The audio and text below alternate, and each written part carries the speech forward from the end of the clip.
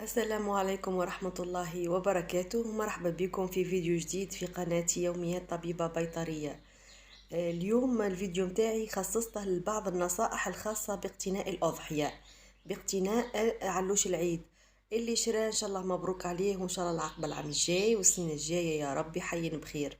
واللي مازال ما شراش، فما بعض النصائح ماذا بيه كيف باش يمشي يشري على عين المكان، يتأكد منهم ويعمل الاكزامان متاعه وعينه ميزانها بطبيعة الحال.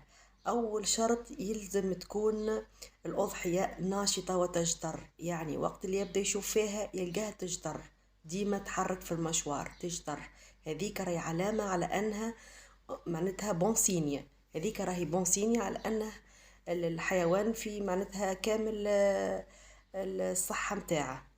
الشرط الثاني صوفها يكون سليم ولا يحمل آثار الطفيليات، والطفيليات راهي تظهر في الأغنام، تظهر معناتها تعيط، بلاصة تجرب، بلاصة متاع حكة، بلاصة متاع دمالة، بلاصة متاع معناتها صوف منحي، أجراح تظهر. دونك يعمل ليكزامان عينه بعينه بيان سور، يشوف منه يشوف بلايص اسكو ثم بلايص منحية الشعر متاعها ولا الجراب يبدا واضح، الحبوب تبدا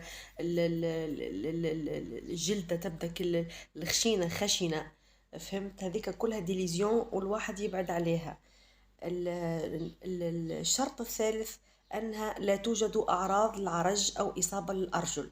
تشوفها بيان سور تمشي شوية، تمشي لك كلكو با، تشوفها ماهيش تكوع، ماهيش تردي، ماهيش خاطر تنجم تكون سيني متاع اون مالادي معناتها انفيكسيوز. يلزم الواحد يتأكد اللي هي الأضحية علوش العيد يمشي لاباس عليه. الشرط اللي من بعد عدم وجود علامات انتفاخ على مستوى البطن وتحت الجلد، حكيت عليها قبل في فيديو سابق. ال ال ال ال الانتفاخ اللي هو مرض الخلدة، عملت فيديو كامل على مرض الخلدة. يلزم، وعملت الفيديو فيه البلايص اللي تنجم تمسهم بيديك باش تعرف اسكو عنده دمالات الحيوان، عنده دمالات فك البلايص هذيك ولا.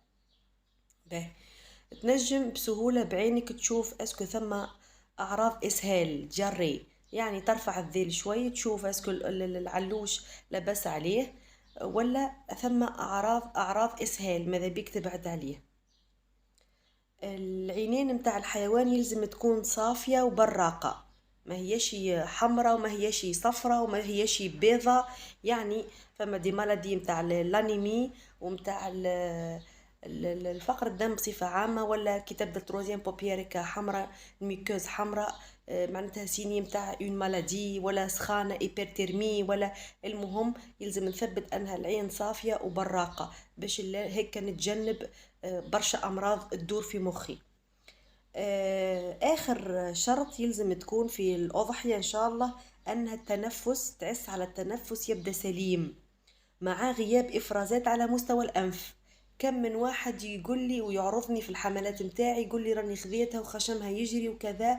لا، ردوا بالكم، تثبتوا على مستوى الانف ما يكونش فما افرازات. وبارفوا تبدا يقول لك يسميها الفلاح مروريا. ردوا بالكم، شوف الخشم شايح اوكي، الخشم فما افرازات على مستوى الانف، ماذا بيا نتجنب الحيوان هذاك، خاطر ماكش باش تطلعها وحدك مروريا. دونك ثبتوا مليح في النقاط هذية. وبربي قبل ما ننسى حبيت ان ثم سيكونس تدور في لي باج نتاعنا الاطباء تبع الاطباء البياطرة. فما شكون شرا علوش، هي في تونس صارت الحادثة ذي وان شاء الله يا ربي ما تعاودش تصير. فما شكون شرا علوش العيد ب1,060,000 كبش، وبعد كي يروح بيه اكل علوش يدور الفلاح بلغته يقولك العلوش ولا الكبش مجنون يدور وحده. مسكين هزه للمدرسة متاع الطب البيطري في سيدي ثابت، وما نجموش يمسوه على خاطر عنده علامات دي سامبتوم نيرفو اونيبير. اللي هنايا رانا من نخمو في لاراج قبل كل شيء، في داء الكلب عافانا وعافاكم الله. يلزم معناتها الله غالب يلزم يتنحى الراس متاع العلوش ويتبعث لانستيتيو باستور باش يشوفوا اسكو الكبش هذايا اونراجي ولا ماهوش اونراجي. ربي يعوض على الراجل اللي شريه، ربي يعوض عليه بالحق خسرها. تبقينا ماذا بيكم ما تطيحوش في نفس الكا. كيفاش تعمل ليكزامان اللي كنت نحكي لك عليه؟ مشيه شوي، ميسالش مشيه قدامك شوي، يلزم يمشي شوي، خاطر اذا كان يدور راهو باش يدور بحذاك. دونك هو صحيح ثم برشا امراض راهي تعمل هيك العلامات هذيك، يبدا الحيوان يدور في شكل دائري، منهم السينيروز، منهم الانسيسي، منهم لاراج، منهم لي سيستيسيرك، معناتها ثم دي كيست، كيس مائي في مش مائية، هي كيس في الدماغ. وثم سينيروز اللي هي بارازيتا في الخشم وتطلع للدماغ، تخلي الحيوان يدور.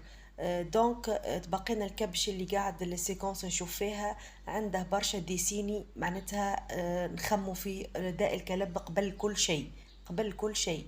دونك ردوا بالكم كي تجوا باش تشروا وتوخوا الحذر.